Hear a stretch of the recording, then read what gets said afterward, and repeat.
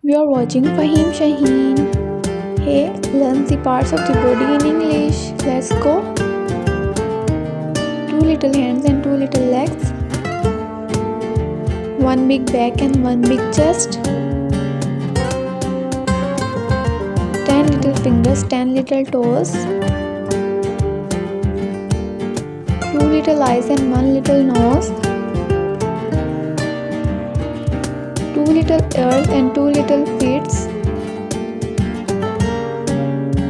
One little mouth with lots of teeth.